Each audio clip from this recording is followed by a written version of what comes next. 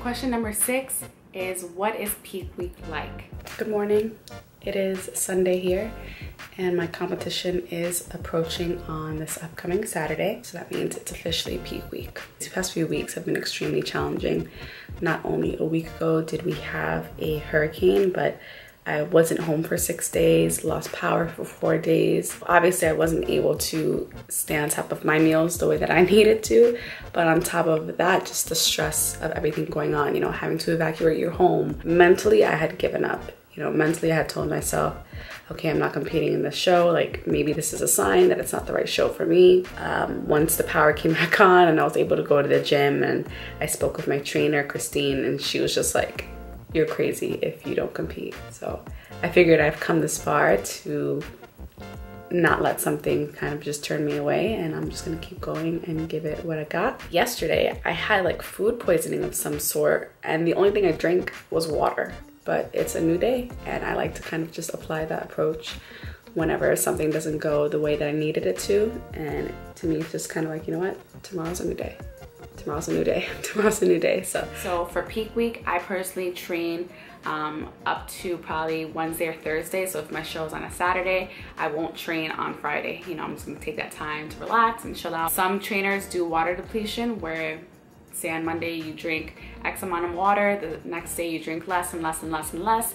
That's gonna help you draw out water from your body, so that way on your show you're nice and toned and cut up and you're all muscular. During peak week, you may feel a little bit fatigued. You know, you've been putting your body through so much work, and the mental stress that comes along with it. You may feel really tired, really lethargic. And at the end of the day, peak week is what you make it. Mainly during peak week, I just practice my posing. I look at myself in the mirror, I check on my posing, I make sure that that's all right.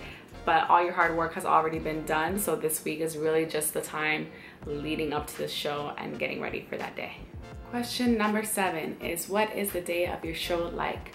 So typically the day of your show, you wake up around 5 o'clock, 5:30 in the morning, and you go to hair and makeup. Then you head over to the location where you guys are having the competition. So whether it's a school, an auditorium, and you have a meeting with all the competitors. So many of us. Everyone's just there to have a meeting to get on the same page on how the day will run. Next, from my experience, we always have someone on site that's gonna go ahead and do your spray tan touch-ups. So yes, the spray tan is a required thing. Everyone does get the spray tan because it's gonna help your muscles look more chiseled and defined, and you're gonna look very glowy on stage. Then you go ahead and start pre-judging. Now the way the day works is that you have pre-judging in the morning and you have the show at night. Pre-judging is where you go out, you do your whole routine, you basically go through the entire show, and this is where the judges determine who is going to be placed. Okay, pre-judging is done. Hopefully everything went well, and we will find out tonight.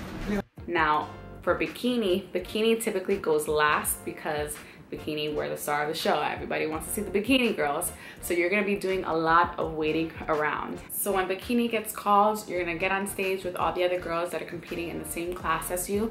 You'll do your lineup, you'll do your individual pose in front of the judges. Now first call outs is when your number is called to stand directly in the center of your lineup, which typically means whoever got first call outs more or less will have first place later on in the night show. If you're in another category, so like I mentioned before, I did bikini novice, which was the newer girls, but then I did another class.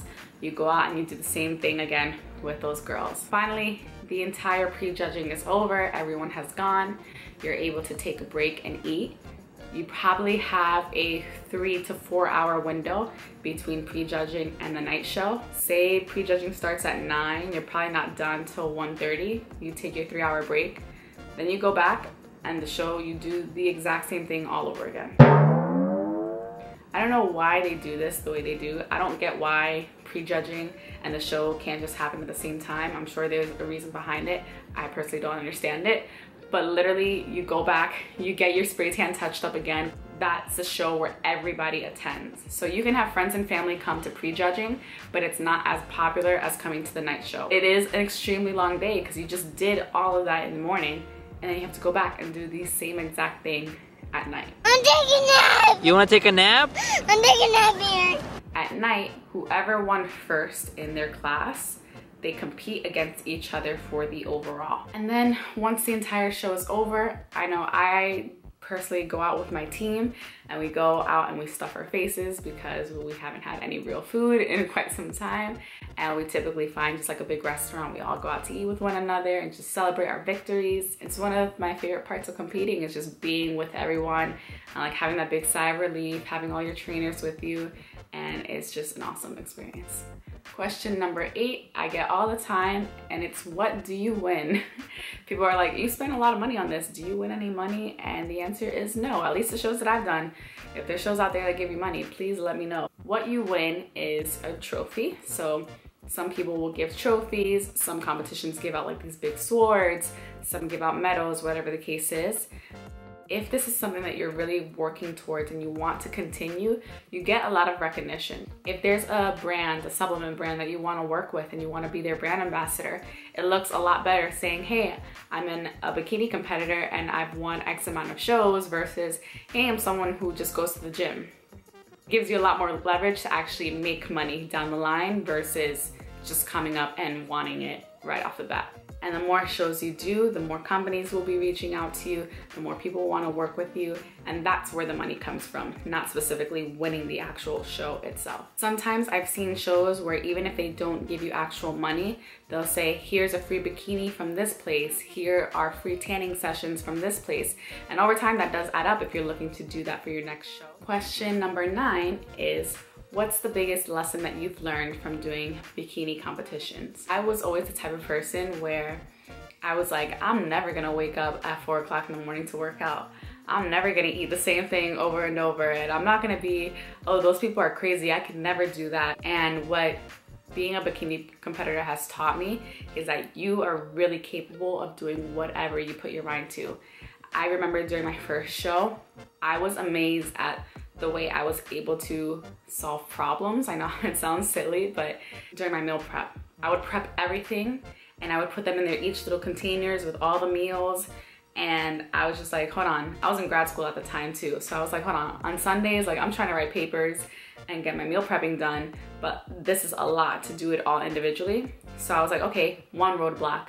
Maybe a solution is, instead of putting them in the individual containers, put it all in one big batch. Long story short, I just found myself getting and hitting a lot of roadblocks and quickly finding alternatives to move around them. And I think that's one of the biggest lessons that I've learned from becoming a bikini competitor, is that you have to be able to adapt to change and be able to come up with solutions quickly. You can't dwell on something not going right. So if I didn't hit all 6 meals the day before, I can't let that interfere with me hitting all 6 meals the next day. You just have to keep going and you can't let things get in your way. And question number 10. What is your biggest post-show advice? One of the biggest things that I would love to practice more than I preach it is to don't completely fall off after you've done your show. So it is nice to go ahead and indulge. After my last show, I went on a cruise. I was gone for 8 days. You know, I did work out on the ship maybe twice throughout the 8 days, but I ate what I wanted and I got to enjoy myself. But it's back to work. I wouldn't recommend letting too much time go on between your shows, and I wouldn't recommend indulging and just splurging like crazy right after your competition for so many days, because it is gonna catch up to you. You will see your body change immediately. So the better that you can keep up with your regular training routine, the better your body is gonna look for your next show, because now instead of maintaining, you're just building from exactly where you left off. So that's all I have for you guys today. Thank you so much for watching. I'm gonna go ahead and link everybody below, my trainers, my makeup artist, my posing coach, everything. So if you wanna go ahead and check out their page, please feel free to do so. As always, if this was helpful, please like my video. And if you haven't subscribed already, what are you waiting for? Support your girl, we all got dreams. And thank you guys so much for watching. Bye.